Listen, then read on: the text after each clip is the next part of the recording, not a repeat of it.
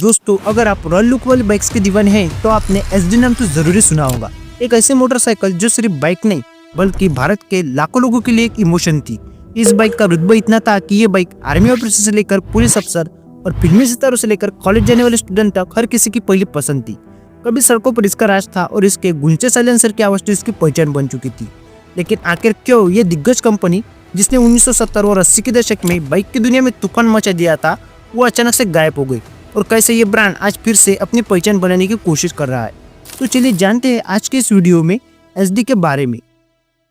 तो कहानी की शुरुआत होती है साल 1960 के दशक में, जब भारत की सड़कों पर एक नई एरा की शुरुआत होने वाली थी और तभी भारत में एंट्री होती है एसडी की। एसडी दरअसल चेक रिपब्लिक की एक मशहूर कंपनी जावा मोटो की देन थी एंड जावा मोटो यूरोप में अपनी मजबूती और परफॉर्मेंस के लिए जानी जाती थी। और इस बाइक को भारत में लाते हैं रुस्तम ईरानी, जो कि एक बिजनेसमैन थे।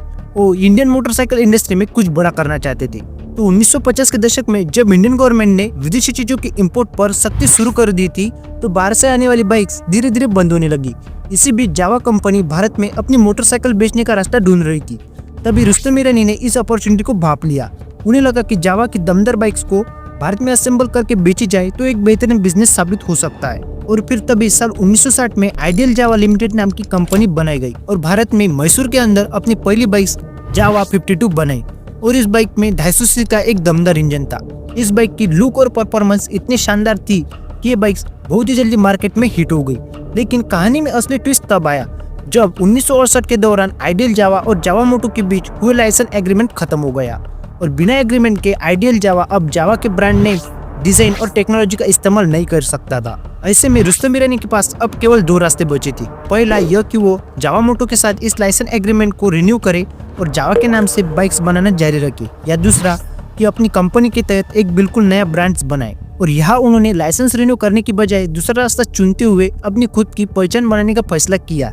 एंड यही वो पल था जब इंडियन मोटरसाइकिल इंडस्ट्री में एक नए इंडियन ब्रांड की शुरुआत हुई, जिसका नाम था एसडी। साल 1973 में एसडी ब्रांड की पहली बाइक S250 बी टाइप उतारी गई। इस बाइक ने लॉन्च होते ही धूम मचा दी थी। साल 1970 और 80 के दशक में एसडी की पॉपुलैरिटी अपनी पीक पर थी।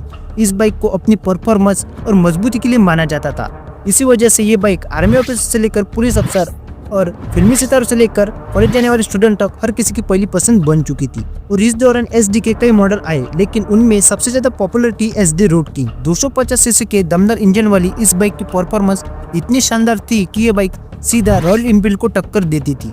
बुलेट जहां अपनी हेवी बॉडी और क्लासिक डिजाइन के लिए जानी जाती थी, वही एसडी अपनी तेज स्पीड और हैंडलिंग के लिए मशहूर थी। इसके अलावा एसडी क्लासिक भी एक पसंदीदा मॉडल था जो बुलेट जैसा लुक देता था, लेकिन हल्का और तेज था। एसडी का क्रेज अब सिर्फ आम लोगों में ही नहीं बल्कि बॉलीवुड में भी इसका खूब भी इस्तेमाल किया गया। जैसे राज कपूर से लेकर ऋषि कपूर तक कई बॉलीवुड सितारे इस पर नजर आ चुके थे। 1990 के दशक की शुरुआत में यह बाइक अपने पीक पर थी, लेकिन कुछ ऐसा हुआ जिसने एसडी की दुनिया पलट डाली।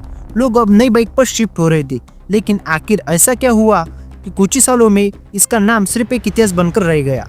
दरअसल हुआ यह कि 1990 के दशक में इंडियन मोटरसाइकिल मार्केट में जबरदस्त बदलाव हो रहे थे और अब इंडियन मार्केट सबके लिए खुल चुकी थी। और इसका फायदा उठाकर जापान की बड़ी कंपनियां जैसे हुंडा, यामा और सुजुकी यहाँ एंटर हो चुकी थी। इन विदेशी कंपनियों ने भारत में बाइक्स की डेफिनेशन ही बदल डाली थी।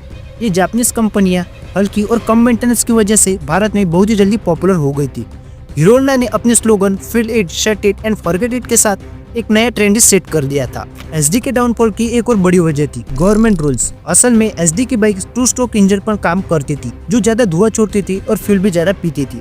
और इसी को देखते हुए 90s के मिड में गवर्नमेंट ने एक नई एमिशन नॉर्म्स लागू कर दिए थे, जिसमें 2 स्ट्रोक इंजन धीरे धीरे बंद करने का ऑर्डर दिया गया था, जिसका सीधा असर एसडी पर हुआ, क्योंकि इस कंपनी ने 4 स्ट्रोक को अपनाने की कभी कोशिश ही नहीं की थी, जिस कारण एसडी की बिक्री लगातार घटती गई। हीरो होंडा और यामा ने मार्केट पर कब्जा कर लिया और लोग एसडी को अब पुराने जमाने की बाइक मानने लगे थे।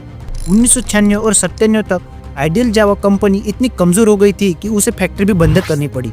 इसी तरह एसडी, जो कभी युवाओं और आर्मी की शान हुआ करती थी, वो अचानक से गायब हो गई।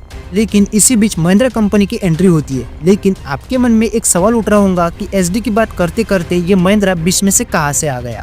दरअसल एसडी और महिंद्रा का आपस में बहुत ही बड़ा गहरा कनेक्शन है, जो कुछ ही देर में आपके सामने आ जाएगा।